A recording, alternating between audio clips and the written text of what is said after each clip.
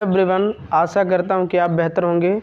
आज हम JNV यानी जवाहर नवोदय विद्यालय में पूछे गए प्रीवियस ईयर क्वेश्चन डिस्कस करेंगे जो एग्ज़ाम के लिए वेरी इंपॉर्टेंट हैं।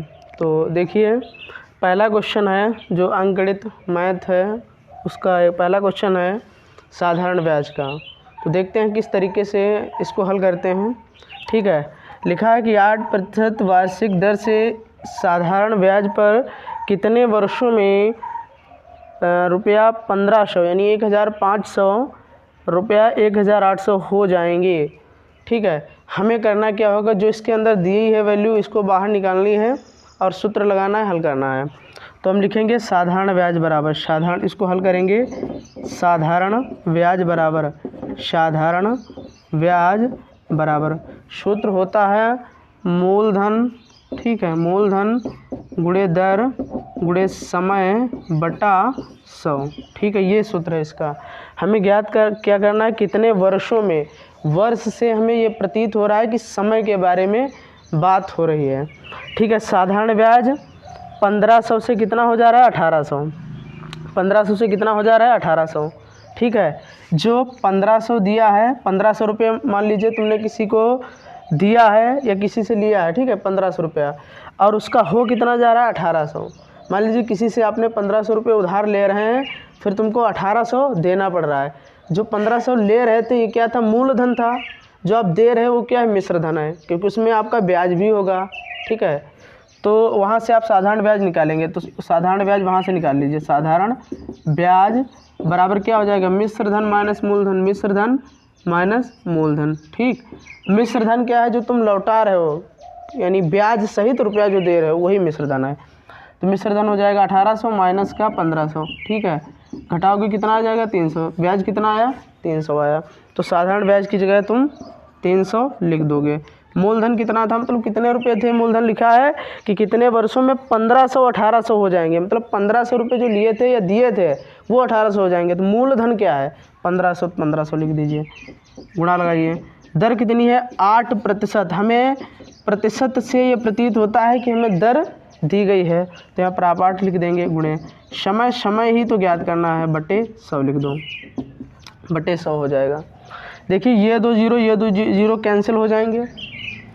15 एकम 15, 15 दूनी 30, ये भी कैंसिल हो जाएगा। ठीक, और यहाँ देखिए 8 यहाँ किस में है, समय के 8 क्या है, गुणे में है, तो इधर किस में हो जाएगा, भाग में। तो लिख दीजिए समय बराबर 20/8। इसको सरल कीजिए, 4 दूनी 8, 4 पंचे 20, क्या आया 5/2 वर्ष। समय क्या आ गया 5/2 वर्ष।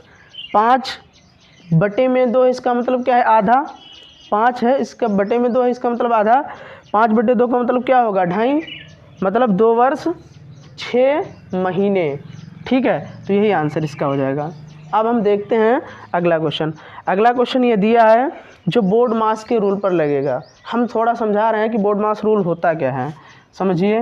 बोर्ड मास, बी से क्या होता है ब्रैकेट, बी से क्या होता है ब्रैकेट। इसका मतलब है कि किसी भी सवाल में सवाल दिया गया है उसके अंदर आपको पहले ब्रैकेट्स को हल करना है। ठीक है, उसमें ब्रैकेट के अंदर जोड़ घटाना कुछ भी उस ये मायने नहीं रखेगा। पहले आपको छोटा ब्रैकेट हल करना है, फिर मझला ब्रैकेट हल करना है, फिर सबसे बड़ा ब्रैकेट हल करना है। ओ से क्या हो जाएगा ऑफ, ऑफ का मतलब होता है का। डी से क्या हो जाएगा डिवीज़न, डी से क्या हो जाएगा डिवीज़न, डिवीज़न क्या होता है भाग। अगर किसी सवाल में भाग दिया तो पहले भाग हल करेंगे, इसके बाद में भाग के बाद में क्या हल करेंगे, एम से हो जाएगा मल्टीप्लिकेशन जिसको आप गुणा कहते हो, मल्टीप्लिकेशन जिसको आप गुणा कहते हो। ए क्या होता है एडिशन जिसे आप जोड़ कहते हो, एडिशन, ADDITION। ठीक है, सी एस क्या है सब्ट्रैक्शन जिसे तुम घटाना कहते हो। इसका मतलब क्या है, इसी को फॉलो करके इसको हम हल करेंगे। पहले यहाँ देखिए छोटा ब्रैकेट है, ये भी छोटा ब्रैकेट, ये भी छोटा ब्रैकेट, तो हमें पहले क्या हल करना है छोटा ब्रैकेट। अगर मझला होता तो उसको बाद में हल करते हैं, मझला ब्रैकेट है नहीं तो पहले हम छोटा ब्रैकेट हल करते हैं। और छोटे ब्रैकेट के अंदर देखिए भाग में है, ठीक भाग में है, यहाँ भी भाग में, यहाँ जोड़ में है, तो हमें ये मायने नहीं रखेगा, हमें मायने रखेगा कि पहले हम छोटा ब्रैकेट हल कर रहे हैं। 5 20 है, भाग 5 है, इसका मतलब क्या होगा थोड़ा हम समझा रहे हैं। जैसे जब कभी लिखा है 20/5, जो पहले संख्या लिखी होगी उसे ऊपर लिखना है, जो बाद में लिखी होगी उसको नीचे लिखना है। 5 से काटिए, 5 एकम 5 को 20, तो इसको भाग करेंगे कितना आया है, 4 आया है। ठीक है, अब भाग चिन्ह लगा है तो भाग चिन्ह लगा दो, मतलब इसको कई स्टेप में हल करना ताकि कोई भी त्रुटि ना हो। ठीक है, प्लस लगा दो। 16 भाग 8 है, इसका मतलब 16/8 हो जाएगा। 8 से काटोगे भाग करोगे तो 8 दूना 16। आगे गुणे हैं, गुणा लिखिए। 2 है, 2 लिख दीजिए, प्लस लगाइए। 10 है, 5 से भाग करेंगे 2 आ जाएगा। आगे गुणा है, गुणा लगाइए। ये छोटा ब्रैकेट है, 3 + 2 लिखा है।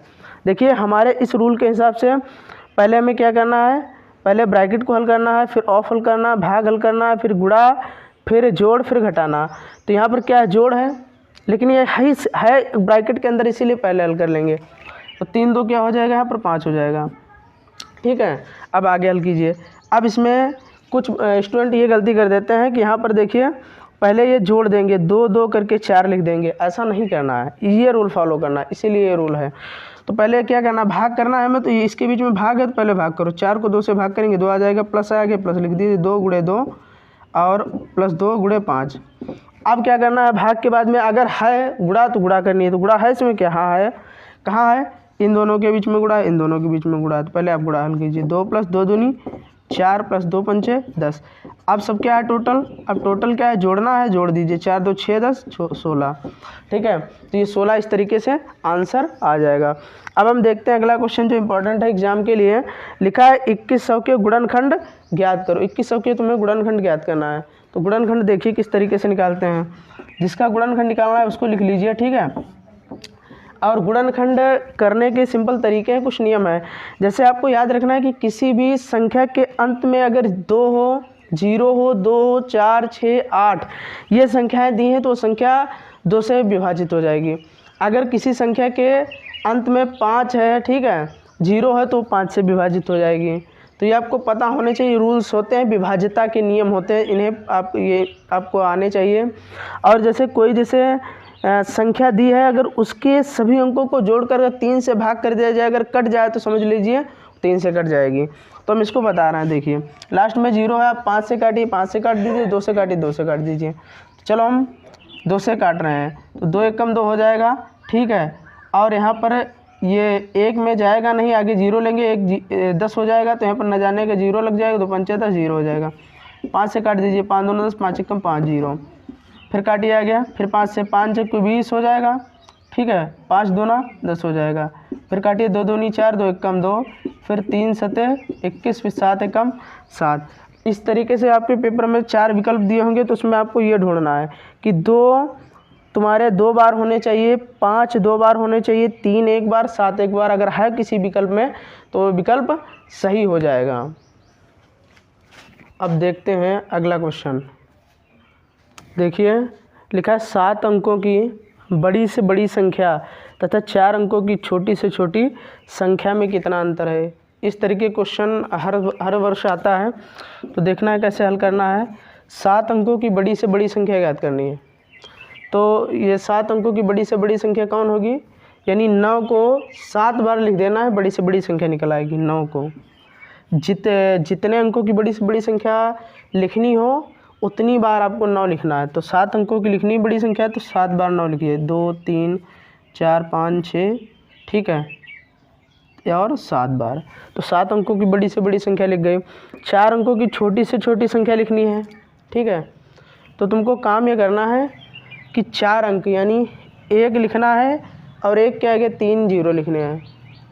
ठीक है, 1 के आगे 3 0 लिखने हैं। तो जैसे देखिए हम बता रहे हैं तुम्हें, थोड़ा समझिए।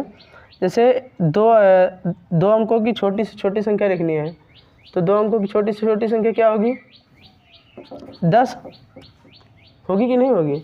3 अंकों की 1000 100, 3 अंकों की क्या होगी, 100 होगी। 3 अंकों की मतलब क्या है, 3 अंक होने चाहिए। 1 है, 2 है, 3 है, 3 अंक हो गए। अब तुम्हें कितने अंकों की लिखनी है, 4 अंकों की लिखनी है। तो इसका मतलब क्या होगा, 1 0 और बढ़ जाएगा, यानी 3 0 1 संख्या, तो 1000 हो जाएगा। 4 अंकों की लिख लीजिए 1000। इसको घटाना घटा दीजिए, 9 आएगा, 9 आएगा, 9 में से 1 जाएगा 8, फिर 9 फिर 9 फिर 9, तो यही आपका आंसर हो जाएगा। आगे हल करिए। 0.9 भाग 0.3 गुणे 0.3 है। तो बोर्ड मास के रूल के हिसाब से जैसे पहले भाग होना चाहिए फिर गुणा, लेकिन यहाँ पर क्या लगा है, छोटा ब्रैकेट। तो छोटा ब्रैकेट है इसीलिए इसको हम पहले हल कर रहे हैं। ठीक है, हल कीजिए। 0.9 भाग 3 तिया 9 हो जाएगा। एक संख्या के बाद यहाँ दशमलव, एक संख्या के बाद यहाँ दशमलव है, तो यहाँ पर दो संख्या बाद दशमलव आना चाहिए। तो एक संख्या तो है, यहाँ पर 0 लगा दीजिए, दो संख्या बाद दशमलव हो गया। अब आगे हल कीजिए। 0.9 है, भाग है, बटे में पहुँच जाएगी संख्या क्या है 0.09। यहाँ पर एक मान सकते हैं हम, यहाँ पर एक मान सकते हैं, लिख लीजिए, ठीक। या यहाँ पर मानिए एक मान सकते हैं, लिख लीजिए। एक संख्या बाद दशमलव हटा, फिर यहाँ पर दो संख्या बाद दशमलव हटा, ठीक है।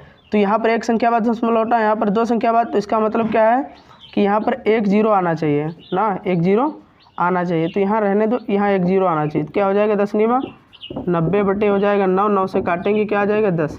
तो ये तुम्हारा आंसर हो जाएगा। अब अगला देखते हैं, 150% बराबर है।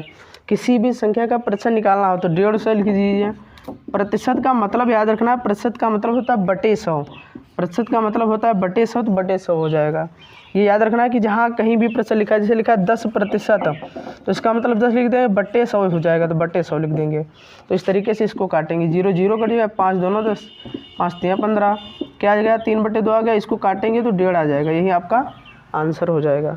लिखा है 5045 ग्राम बराबर है। तुम्हें पता होना चाहिए कि एक इसको किलो में बदलना है ना, तो 1 किलो में कितने ग्राम होते हैं 1000 ग्राम, ठीक है। इसको ग्राम किलो में बदलना है, तो इसका मतलब है 1000 से भाग करना होगा। ये क्या दी, ये वैल्यू ग्राम में दी है, तो 1 ग्राम कितने के बराबर हो जाएगा 1/1000 किलो। तो 1 ग्राम जहाँ लिखा है वहाँ पर इससे 1/1000 से गुणा कर देना। कर दीजिए 5045 गुणे 1/1000, ठीक है।